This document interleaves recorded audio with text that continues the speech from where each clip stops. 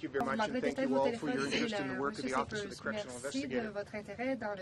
Today, there are just over 3,400 Aboriginal men and women making up 23% of the Correctional Service of Canada's inmate population. In other words, while Aboriginal people in Canada comprise just 4% of the population, in federal prisons, nearly 1 in 4 is Métis, Inuit, or First Nations. This population of Aboriginal inmates has increased 43% in the last 5 years alone. Given these alarming and growing numbers, programs and options for the care, custody, and treatment of Aboriginal inmates must become a significant priority for the Correctional Service of Canada. Despite years of efforts, things are not getting better. Insufficient response from the Correctional Service to my recommendations pertaining to Aboriginal corrections has led me to conduct an analysis of the implementation of 2 Aboriginal-specific sections of the Corrections and Conditional Release Act. This is the law that governs correctional practice in Canada. This law came into effect more than 20 years ago in 1992. Section 81 and Section 84 of this legislation recognize the well-documented social, economic, and historic factors that contribute to higher incarceration rates for Aboriginal people. They also recognize the importance of Indigenous culture, traditions, and spirituality to the process of healing and the successful return of Aboriginal offenders to their communities. Together, Sections 81 and Section 84 provide the legal framework for Aboriginal communities to assume care and custody for offenders, and for Aboriginal leaders and elders to be involved in their release planning. The recognition by Parliament of the unique history, experience, and needs of Aboriginal offenders in law is reinforced by the Supreme Court of Canada in 2 decisions, Gladue in '99 and Appealy in 2012. As they apply to federal corrections, these rulings mean that correctional decision makers must take into account Aboriginal social history when making decisions about issues like security classification, penitentiary placement, discipline, and community release. My office's review of the implementation of Aboriginal initiatives by the Correctional Service of Canada has found serious gaps between the law and practice. 20 years after the CCRA came into force, there are still no new significant investments at the community level for federal Aboriginal initiatives. No deputy commissioner dedicated solely to and responsible for Aboriginal programs, planning, implementation, and results. And worst of all, no progress in closing the large gaps in correctional outcomes between Aboriginal and non-Aboriginal inmates. Some of our major findings included, when we were looking at Section 81, the section that gives the Minister of Public Safety the capacity to enter into agreements with Aboriginal communities to operate healing lodges, we found that just 4 Section 81 agreements have been concluded in the last 20 years. In all, these agreements provide for a total of 68 beds in 4 healing lodges. This means that even if operating at full capacity, these facilities can only accommodate 2% of the Aboriginal inmates currently housed in federal penitentiaries. Despite a nearly 40% increase in the incarcerated Aboriginal population in the last dozen years, there have been no new Section 81 facilities since 2001. No new facilities since 2001. Further, no Section 81 agreements exist at all in British Columbia, Ontario, the Atlantic provinces, or the North. And it wasn't until 2011 that there were any healing lodge beds at all under Section 81 for women.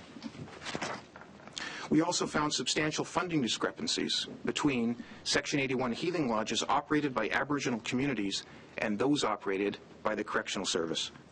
We estimate that Aboriginal communities are getting about 60 cents on the dollar to operate their healing lodges when compared to CSC operating budgets. Considering Section 84's goal to enhance the information provided to the Parole Board of Canada and enable Aboriginal communities to propose supervision plans and conditions for offenders wanting to be released into their communities, we found the process to be lengthy and cumbersome. In fact, the number of Section 84 releases has dropped by more than 50% in the last 5 years. In an organization in excess of 19,000 employees, the Correctional Service of Canada has only 12 Aboriginal Community Development Officers to develop relationships with Aboriginal communities across Canada and coordinate the Section 84 process on behalf of thousands of First Nation, Métis, and Inuit offenders. When we consider outcomes 20 years after Section 81 and Section 84 became law, we find Aboriginal offenders are still much more likely to serve more of their federal sentence behind bars and in more restricted conditions of confinement than their non-Aboriginal counterparts. For example, last year, Aboriginal offenders accounted for 45% of all offenders held to their warrant expiry date. Remember, they comprise 23% of the population. Statutory release at 2/3 of the sentence is how most Aboriginal offenders re-enter society, rather than through day or full parole. Aboriginal offenders also continue to be classified as higher risk and higher need in a number of categories, such as employment, community reintegration, and family support. They are overrepresented in segregation and maximum security units, disproportionately involved in prison self-injury, and they're much more likely to return to prison upon revocation of parole. If I were releasing a report card on Aboriginal corrections today, it would be filled with failing grades. So once again, I call upon the Correctional Service of Canada to deliver on its legal and policy obligation to Aboriginal inmates, their families, communities, and all Canadians by implementing the following actions. First and foremost, the appointment of a Deputy Commissioner for Aboriginal Corrections. Secondly, the development of a long-term strategy to increase opportunities for the care and custody of Aboriginal offenders by Aboriginal communities and the reallocation of adequate funds for these purposes. The creation of more community-based healing lodges and permanent funding for them, equal to similar CSC facilities, ongoing training of CSC staff to ensure adequate understanding of Aboriginal people, culture, and traditions, new and enhanced measures to ensure Aboriginal leadership and elders are equal partners in the delivery of community, release, and reintegration programs and services, the immediate hiring of more Aboriginal community development officers, and improving and streamlining the process around accepting and monitoring released offenders into Aboriginal communities. By any reasonable measure, including the degree to which the will of Parliament has been respected, the overrepresentation of Aboriginal people in federal corrections, and the lack of progress to improve the disparity in correctional outcomes continues to cloud Canada's domestic human rights record. I urge the Correctional Service of Canada to ensure full participation of Aboriginal leaders, elders, and communities to meaningfully advance the 10 recommendations in the Spirit Matters report. Thank you again for your attention. Before I take your questions, I'll ask Mary-France Kingsley, Director of Investigations for my office, to make a few remarks. Merci. Thank you. Mesdames et messieurs, bonjour. Ladies and gentlemen, good morning. À ce jour, bien que les Autochtones ne représentent que 4% de la population canadienne, dans les établissements correctionnels fédéraux, près d'un détenu sur 4 est un Autochtone des Premières Nations, un Métis ou un Inuit. Au cours des 5 dernières années seulement, la population carcérale autochtone a augmenté de 43%. The population of Aboriginal inmates has increased by 43% in the last 5 years alone. Le Service correctionnel du Canada n'a pas donné suite de façon adéquate aux recommandations du Bureau d'enquêteurs correctionnels portant sur les services correctionnels pour les Autochtones.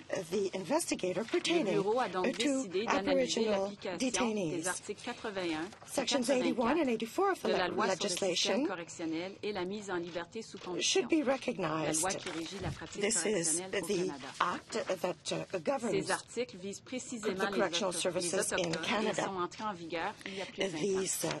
sections were adopted 20 years ago. In 1992, the sections of the legislation recognized the well-documented social, economic, and historic factors contributing to higher incarceration rates for Aboriginal people.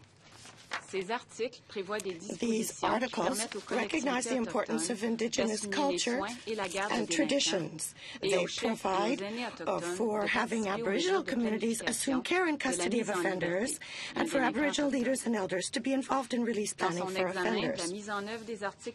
In its examination of these sections, we discovered various gaps between the Act and practice. Thus, 20 years after the coming into force of the Act, we see that there are still no significant investments at the community level for federal Aboriginal offenders, no deputy commissioner dedicated solely to and accountable for Aboriginal program planning, implementation, and results.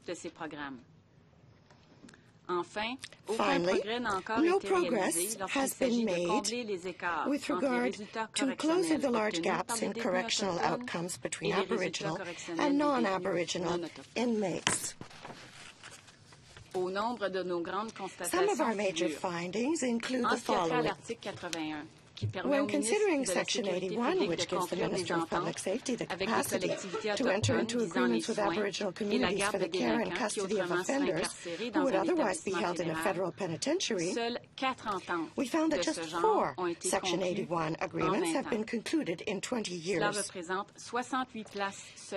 This accounts for only 68 beds in 4 healing lodges. Even when operating at full capacity, these facilities can only accommodate 2% of Aboriginal inmates in federal facilities.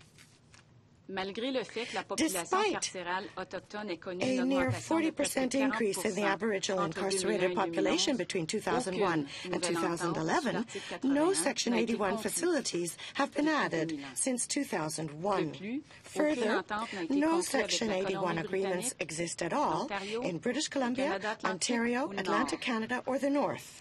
And it was not until 2011 that any Section 81 healing lodge spaces were available for Aboriginal women. We also found substantial funding discrepancies between Section 81 healing lodges operated by Aboriginal communities and those operated by CSC. We estimate that Aboriginal communities are getting about 60 cents on the dollar to operate their healing lodges compared to CSC operating healing lodges. Concerning Section 84's goal to enhance the information provided to the parole board and to enable Aboriginal communities to propose conditions for offenders wanting to be released into their communities, we found the process both lengthy and onerous. In an organization with more than 19,000 employees, the CSC has only 12 Aboriginal community development officers. Leurs tâches visent à créer des liens avec les collectivités autochtones de partout au pays. Development officers are charged with developing relationships with Aboriginal communities across Canada and coordinating the Section 84 process on behalf of thousands of First Nation, Métis, and Inuit offenders. When we consider outcomes 20 years after the Section 81 and 84 provisions were established in the legislation, we find that Aboriginal offenders are still much more likely to serve more of their federal sentence behind bars in more restricted conditions of confinement than their non-Aboriginal counterparts. We therefore are asking Correctional Services Canada to recognize its responsibilities by putting the following conditions in place. We would like to see, first and foremost, the appointment of a Deputy Commissioner for Aboriginal Corrections. Secondly, the development of a long-term strategy to increase opportunities for the care and custody of Aboriginal offenders by Aboriginal communities, and the reallocation of adequate funds for these purposes. Thirdly, the creation of more community-based healing lodges and permanent funding for them equal to similar CSC facilities.